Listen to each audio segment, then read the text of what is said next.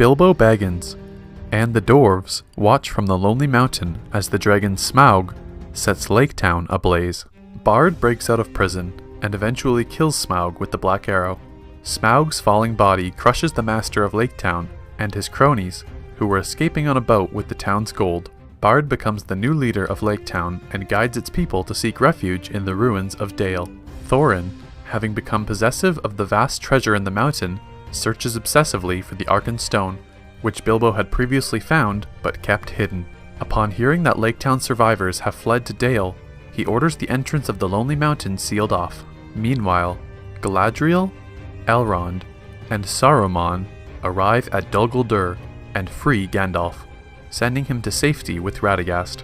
They battle and defeat the Nazgul, and then face a formless Sauron himself. Galadriel defeats him in a duel of wits and banishes him and his forces to the east. Azog, marching on Erebor with his vast orc army, sends his son Bolg to Mount Gundabad to summon their second army. Legolas and Tauriel witness the march of Bolg's army, bolstered by orc berserkers and giant bats. Thranduil and an elf army arrive in Dale to reclaim a treasure once withheld from them by the dwarf king Thror. Bard asks Thorin for the share of gold previously promised to the people of Lake Town, but Thorin refuses. Gandalf arrives at Dale to warn Bard and Thranduil of Azog, but Thranduil dismisses him. Bilbo sneaks the Arkenstone out of Erebor and hands it over to Thranduil and Bard, so that they can trade it for the promised treasures and prevent a battle. Thorin angrily refuses the proposal, while Bilbo rebukes him for letting greed cloud his judgment. Thorin nearly kills Bilbo, but is stopped by Gandalf. Thorin's cousin Dain arrives with his dwarf army, and a battle of dwarves against elves and men ensues, until Azog's army arrives. The forces of Dain, Thranduil, and Bard, along with Gandalf and Bilbo, band together against the orcs. A second front is opened when the orcs attack Dale, forcing Bard to withdraw his forces to defend the city.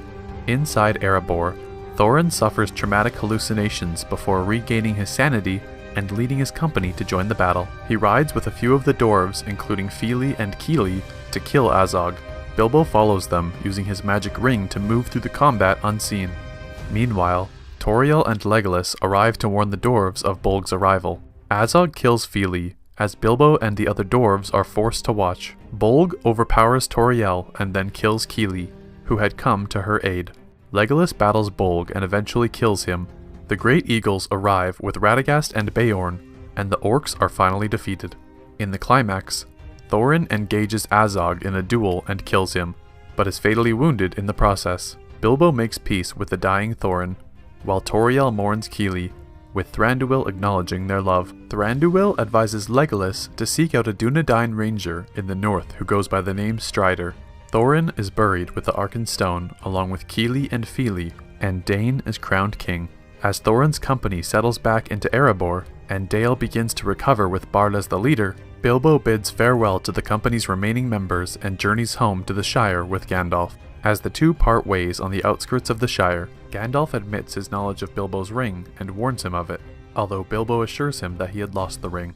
Bilbo returns to his home to find his belongings being auctioned off because he was presumed dead. He stops the sale and starts tidying up his home, revealing he still possesses the ring. 60 years later, Bilbo receives a visit from Gandalf on his 111th birthday.